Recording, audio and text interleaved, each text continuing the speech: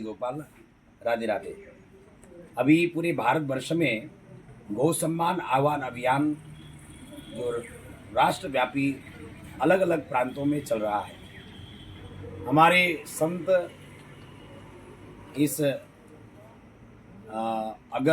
कौन सा राज्य में पूज्य श्री गोबर गोपाल सरस्वती जी महाराज जी एवं उनके साथ में अनेक संत आए हुए हैं और हमारे पूज्य श्री भक्ति स्वरूप सागर जी महाराज जी के सन्निधि में आज यहाँ पर इस गुरुकुल में दिव्य प्रांगण में बैठक रखा गया कि किस प्रकार से हम आसपास के सभी गांवों में इस अभियान को जन जन तक पहुँचाया जाए और 27 अप्रैल 2026 को जो भारत के 5000 तहसीलों में एक साथ देश के प्रधानमंत्री, राष्ट्रपति, राज्य के मुख्यमंत्री और राज्यपाल के नाम से प्रार्थना पत्र दिया जाएगा कि हमारे गौमाता की सेवा, सुरक्षा, सम्मान के लिए संवैधानिक कानून बने और पूरे भारतवर्ष से गौ हत्या पर प्रतिबंध लगे और गौमाता को राष्ट्रीय और शास्त्रीय सम्मान प्राप्त हो। इसका एक अभियान को लेकर संत यहाँ पर आज आपके यहाँ आए हुए हैं।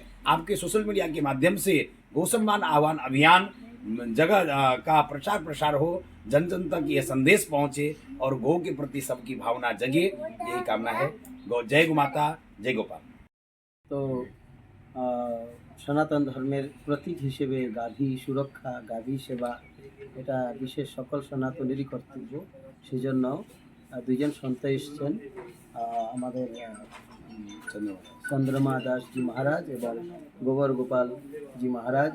তো আমাদেরও উচিত যে সনাতন ধর্মের যে প্রতি গাভীর প্রতি যে সম্মান, গাভীর সুরক্ষার যে ব্যবস্থা করা, তো এই বিষয়টা যদিও এখানে কোনো রকম কারোর প্রতি বৈষম্যতামূলক কোনো বিষয় নয়, একমাত্র প্রার্থনা। তো 27 এপ্রিল যেই গৌ সম্মান দিবস আসছে, সেই দিন সকল সনাতনীকে আমি অনুরোধ করব আপনারা একীভূত হয়ে নিজ নিজ জেলাতে এবং সেই জেলার যিনি জেলাধিকারী এনার নিকটে প্রার্থনাপত্র আপনারা প্রদান করবেন। তার পূর্বে প্রত্যেক ব্যক্তির হস্তাক্ষর এবং ফোন নম্বর নিয়ে সেটাকে আবেদনপূর্বক প্রদান করা। তারপর গোমাতার সুরক্ষার বিষয়ে ওনারা যেটা চিন্তা করবেন সেই দিকে আমরা দৃষ্টি রাখবো, আমরা সেই দিকে অপেক্ষায় থাকবো। এই জন্য আমি বলছি যে এই গাভীর জন্য, গোমাতার জন্য সনাতন ধর্মের যে প্রতীক গোমাতা এবং ধর্মের প্রতীক যে নন্দী মহারাজ, এনাদের সুরক্ষার জন্য, এনাদের সেবার জন্য আপনারা প্রত্যেক ব্যক্তি এগিয়ে আসুন। হরে কৃষ্ণ।